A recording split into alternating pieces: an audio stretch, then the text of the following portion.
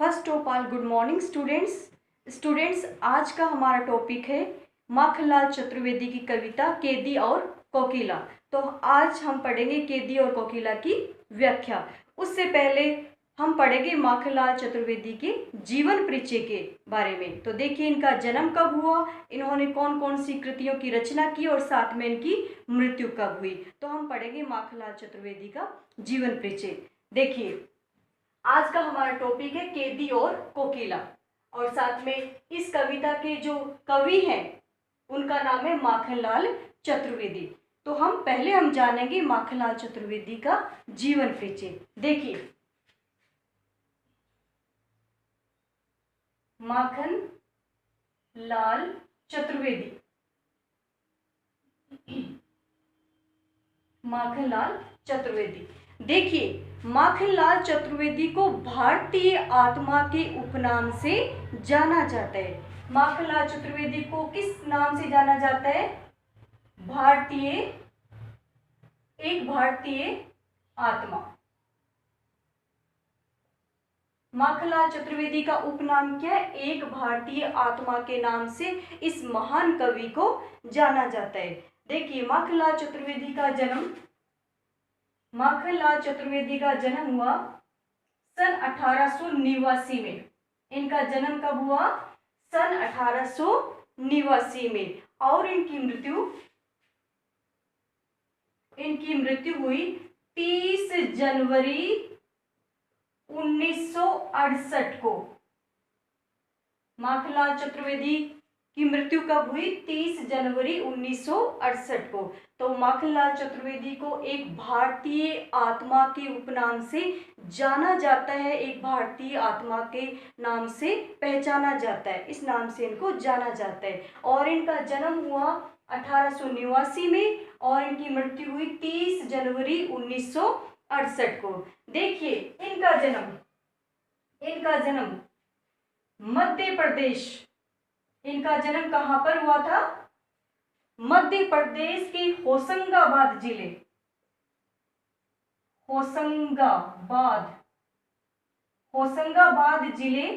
के बाबई नामक गांव में इनका जन्म हुआ था। तो अक्सर एग्जाम में ये पूछा जाता है बाबई कि माखनलाल चतुर्वेदी का जन्म कौन से गांव में हुआ था, कहां पर हुआ था? तो बाबई नामक गांव में इनका जन्म हुआ था। इंपॉर्टेंट है। तो माखनलाल चतुर्वेदी का जन्म मध्य प्रदेश के होशंगाबाद जिले के बाबई नामक गांव में इनका जन्म हुआ था। देखिए, माखनलाल चतुर्वेदी ने 16 वर्ष की अवस्था से अध्यापन कार्य प्रारंभ किया था। माखनलाल चतुर्वेदी ने जब वे 16 वर्ष के हो गए, उसी समय उन्होंने अध्यापन का कार्य अर्थात एक शिक्षक के कार्य से अपने जीवन की शुरुआत की थी। और माखनलाल चतुर्वेदी ने अपने जीवन के अर्श से लेकर पर्श तक, यानी इन्होंने अपने जीवन के अर्श से फर्श तक, शुरू से लेकर आरंभ तक, अर्श से फर्श का अर्थ होता है शुरू से लेकर आरंभ तक, राष्ट्र प्रेम को ही महत्व दिया, राष्ट्र भक्ति को इन्होंने महत्व दिया था।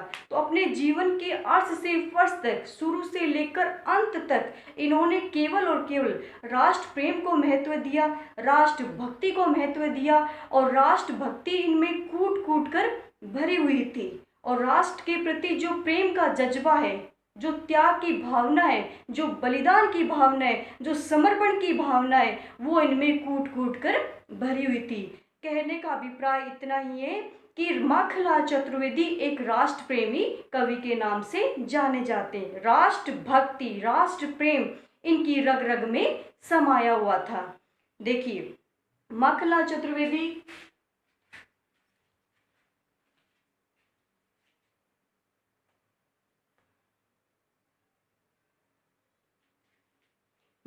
चतुर्वेदी ने साहित्यिक पत्रिकाओं का भी संपादन किया था। तो देखिए, वो साहित्यिक पत्रिकाएं कौन कौन सी हैं? इन्होंने 3 साहित्यिक पत्रिकाओं का संपादन किया था। तो पहली है प्रभा, दूसरी है प्रताप और तीसरी है करमवीर। तो माखनलाल चतुर्वेदी ने इन 3 साहित्यिक पत्रिकाओं का भी संपादन किया था। पहली है प्रभा, दूसरी है प्रताप और तीसरी है कर्मवीर। और इनकी महान कृतियों को देखकर, इनकी महान रचनाओं को देखकर सागर विश्वविद्यालय ने इनको एक उपाधि भी दी थी। यानी जो सागर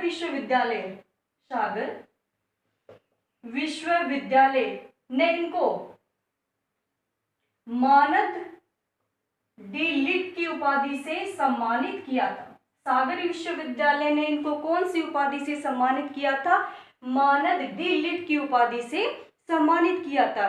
और भारत सरकार ने भी इनकी रचनाओं को सम्मानित किया, अर्थात इस महान कवि को सम्मानित किया था। तो भारत सरकार ने इनको पद्म भूषण से सम्मानित किया।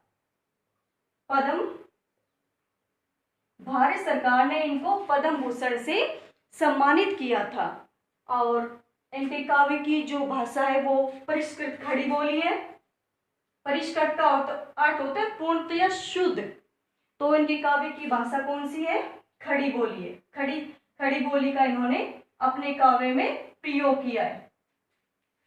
खड़ी बोली है। और काव्य के 2 पक्ष होते हैं, एक होता है भाव पक्ष और एक होता है कला पक्ष।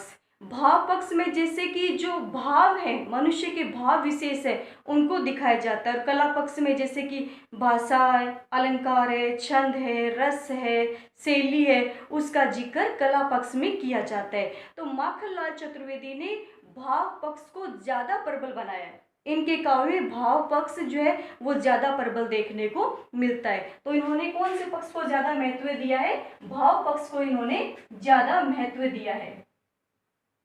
भाव पक्ष को इन्होंने ज्यादा महत्व दिया है।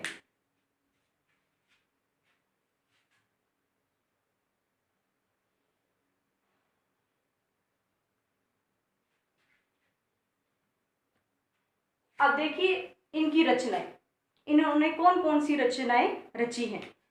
रचना देखिए, इनकी पहली रचना है हिम कीर्तनी। दूसरी है हिम तरंगिनी।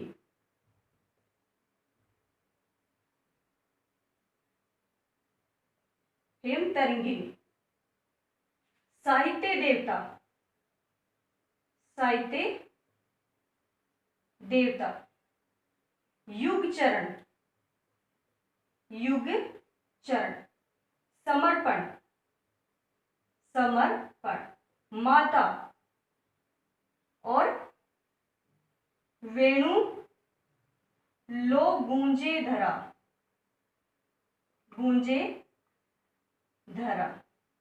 ये इनकी प्रमुख रूप से रचनाएं।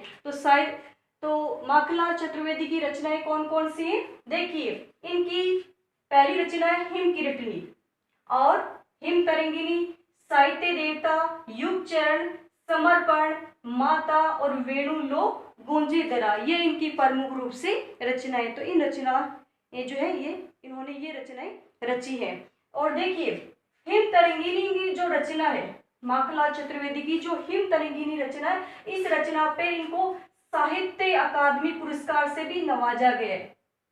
साहित्य अकादमी पुरस्कार, इनकी जो ये रचना है हिम तरंगिनी, इनको साहित्य अकादमी पुरस्कार भी मिला हुआ है।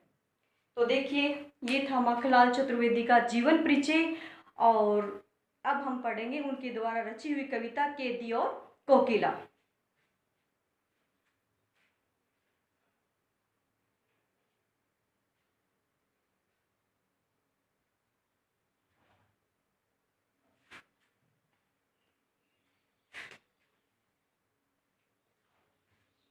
देखिए, आज की हमारी कविता है कैदी और कोकिला।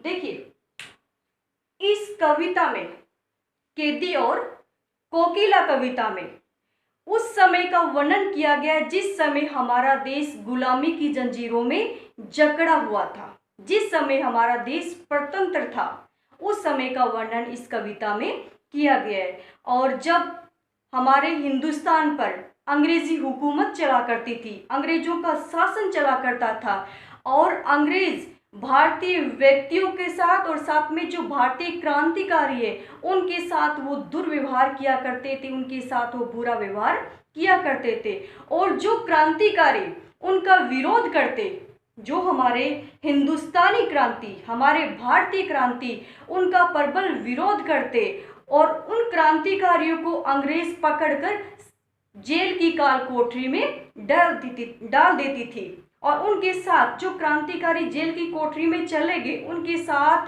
दुर्व्यवहार किया जाता, उनके साथ अन्याय किया जाता, उनके साथ अत्याचार किया जाता, उनके साथ ऐसा ऐसा व्यवहार किया जाता कि मानवता का खून खौल उठे। कहने का मतलब है कि हर किसी की आंखें देखकर बंद हो जाए, ऐसा ऐसा व्यवहार उनके साथ किया जाता कि खुली आंखों से तो उनका दुर्व्यवहार कोई आम आदमी देख नहीं सकता। तो इस प्रकार इस पूरी कविता में क्रांतिकारी के बारे में बताया गया है। तो हमारे जो कवि माखनलाल चतुर्वेदी हैं वो भी एक क्रांतिकारी हैं, कवि होने के साथ साथ में वो एक क्रांतिकारी भी है और जेल की काल कोठरी में कैद हैं। और उस समय, जिस समय वो जेल की काल कोठरी में कैद हैं, उस समय एक कोयल आकर, रात्रि के समय कोयल आकर उस जेल की ऊपर मंडरा मंडरा कर कूकने लग जाती है। तो उस कोयल को संबोधित करते हुए जो कुछ भी ये क्रांतिकारी कवि कहते हैं उसी का वर्णन इसमें किया गया है। तो देखिए इसकी व्याख्या। क्या गाती हो, क्यों रह जाती हो, कोकिल बोलो तो क्या लाती हो, संदेशा किसका है कोकिल बोलो तो इस कविता में कवि माखनलाल चतुर्वेदी एक कोयल को संबोधित करते हुए कहते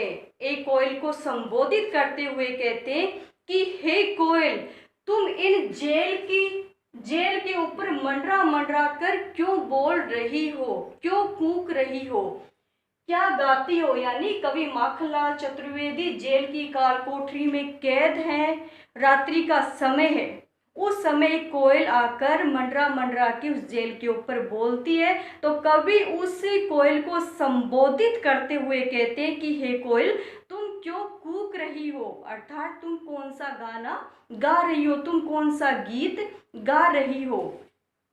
क्या गाती हो, इसमें कवि कहते हैं कि हे कोयल, तुम कौन सा गाना गा रही हो, तुम कौन सा गीत गा रही हो, अर्थात अपने मन की कौन सी गहरी बात, अपने मन की कौन सी गहरी बात तुम अपने गाने के माध्यम से मुझे बताना चाहती हो या फिर अन्य क्रांतिकारियों को तुम बताना चाहती हो। क्यों रह जाती हो, और को रह का मतलब होता है रुक रुक जाना, यानी कौन सी बात तुम कहते कहते रुक जाती हो। हे कोयल, तुम अपने मन की कौन सी गहरी बात कहते कहते रुक जाती हो, रह जाती हो, कौन सी अपने मन की गहरी बात कहते कहते रुक जाती हो, थम जाती हो। कोकिल बोलो तो क्या लाती हो, हे कोयल बोलो, हे मधुर वाणी वाली कोयल बोलो क्या लाती हो, अर्थात तुम मेरे लिए क्या लाती हो। क्या का अर्थ है यहाँ पर, यानी क्या संदेश लेकर आई हो। हे कोयल, तुम मेरे लिए क्या संदेश लेकर आई हो, मेरे लिए क्या प्रेरणा संदेश लेकर आई हो। कवि कहते हैं कि हे कोयल, तुम मेरे लिए क्या लाती हो, अर्थात मेरे लिए कौन सा संदेश लेकर आई हो। संदेशा किसका है कोकिल बोलो तो, हे कोयल मुझे बताओ जो तुम संदेश लेकर आई हो वो संदेश किसका है, अर्थात जो तुम प्रेरणा का संदेश लेकर आई हो वो प्रेरणा का संदेश किसने भेजा है, वो संदेश किसका है, इसके बारे में मुझे साफ साफ बताओ। तो कवि ये कहना चाहता है कि जिस प्रकार मैं दुखी हूँ उसी प्रकार ये कोयल भी दुखी है।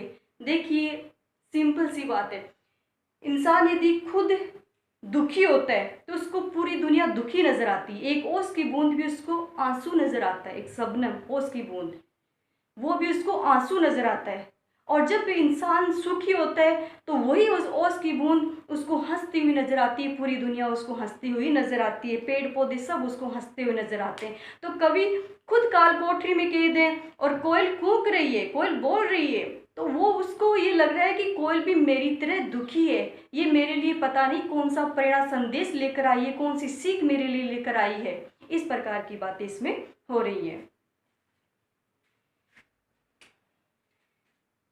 ऊंची काली दीवारों के घेरे में, डाकू चोरों बटमारों के डेरे में, जीने को देते नहीं पेट भर खाना, मरने भी देते नहीं तड़प रह जाना, जीवन पर अब दिन रात कड़ा पहरा, शासन है या तम का प्रभाव गहरा, हिमकर निराश कर चला रात भी काली, इस समय कालिमा में जगी क्यों आली। देखिए, ऊंची काली दीवारों के घेरे में, इसमें ये कहा गया है कि कवि ब्रिटिश हुकूमत में जो जेल है उस जेल में कैद है।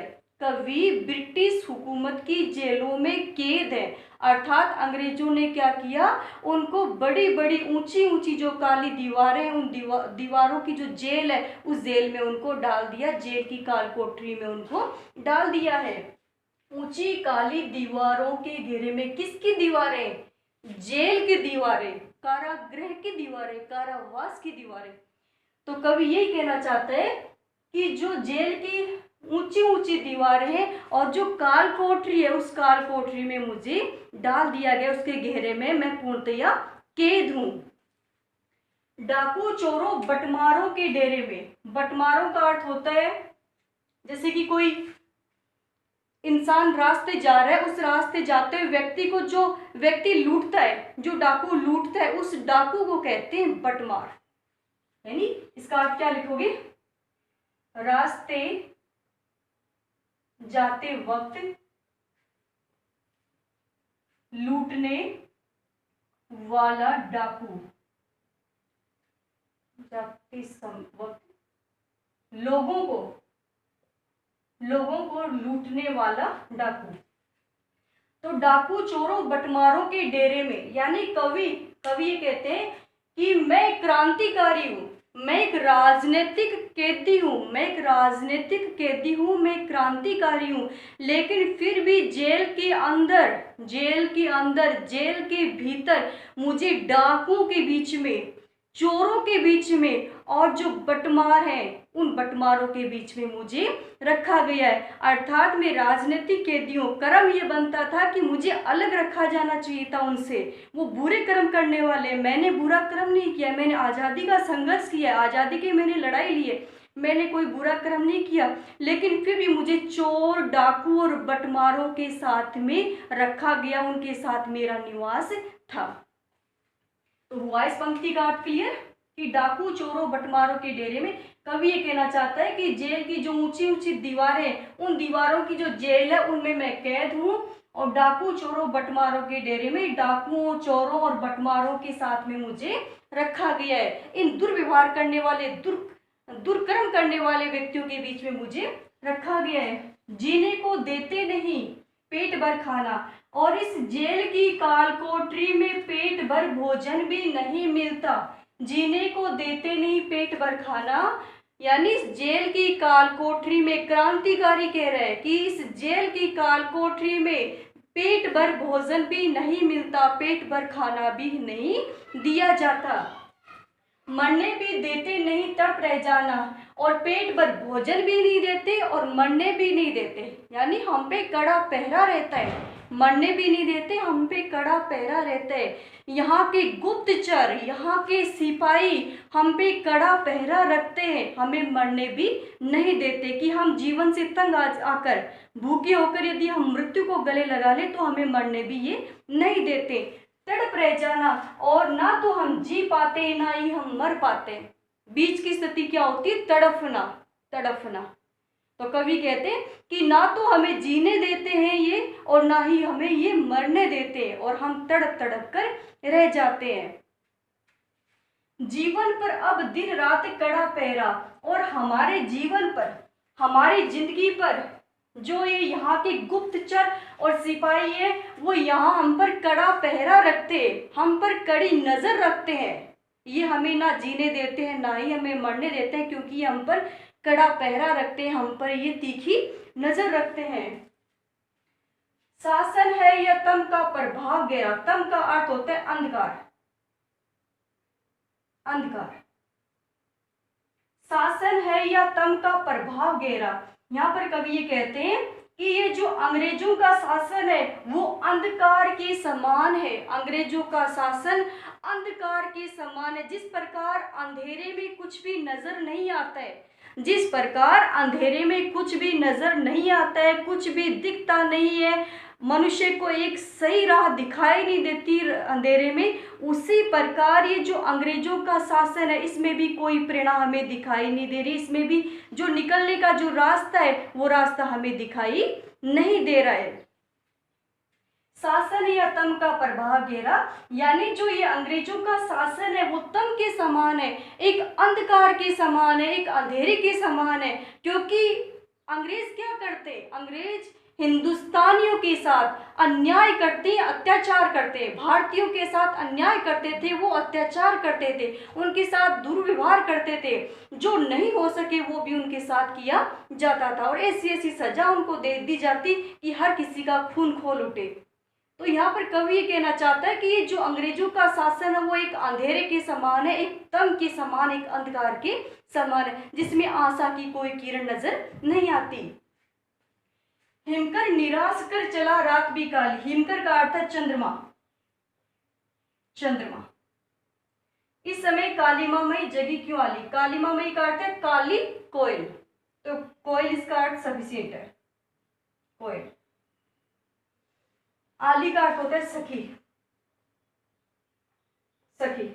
देखिए, हिमकर निराश कर चला, यानी जो चंद्रमा है वो भी निराश करके चला। इसका अर्थ क्या है कि जो चंद्रमा है वो भी छिप गया है, चंद्रमा भी नजर नहीं आ रहा है। इस अंधकार रूपी शासन में जो चंद्रमा है वो भी नजर नहीं आ रहा है, नहीं आ रहे। चला रात भी काली, और रात भी पूर्णतया काली हो चुकी है, क्योंकि जब चांद छिप गया है तो चांदनी धरती पर नहीं पड़ रही है। परिणाम क्या हुआ, चारों तरफ अंधेरा फैला हुआ है, चारों तरफ अंधकार फैला हुआ है। तो चांद छिप गया है, चंद्रमा छिप गया है, शशि छिप गया है, और चारों तरफ अंधेरा ही अंधेरा नजर आ रहा है, काली रात चारों तरफ नजर आ रही है, प्रेरणा या आशा की कोई किरण नजर नहीं आ रही है। इस समय कालिमा में जगी क्यों आली की है सखी, हे सखी जो कोयल है वो क्यों जग रही। कवि इस कोयल को संबोधित करके ही कहना चाहते हैं कि हे कोयल इस समय तुम क्यों जग रही हो। इस समय यानी वक्त, इस वक्त हे कोयल तुम क्यों जग रही हो, तुम क्यों जग रही हो, और कौन सा प्रेरणा संदेश तुम मेरे लिए लेकर आई हो। अर्थात इस रात्रि के अर्धरात्रि के समय में तुम जाग क्यों रही हो। मैं भी दुखी हूँ, मैं भी जाग रहा हूँ, और मुझे लग रहा है कि कोयल तू भी इन अंग्रेजों के शासन से बहुत दुखी है, अंग्रेजों के अत्याचारों से दुखी है, अंग्रेजों के अन्याय से तू दुखी है, इनके शासन से दुखी है, इनकी हुकूमत से तू दुखी है, क्योंकि ये हमारे साथ दुर्व्यवहार करते हैं। इसलिए मैं भी जग रहा हूँ और तुम भी जग रही हो, और मुझे लगता है जिस प्रकार इनकी हुकूमत से मैं दुखी हूँ, इनके अत्याचारों से मैं दुखी हूँ, उसी प्रकार तुम भी अपने दुख को ही व्यक्त कर रही हो। तुम गाना नहीं गा रही हो, बल्कि गाने के माध्यम से तुम मेरा दुख बांट रही हो, तुम मेरे लिए कोई ना कोई प्रेरणा संदेश लेकर तुम आई हो। तो देखिए स्टूडेंट्स, आज के लिए इतना ही। आप इसकी व्याख्या का अध्ययन कीजिए और साथ में जो भी रिवीजन है वो आप साथ साथ में करते जाइए।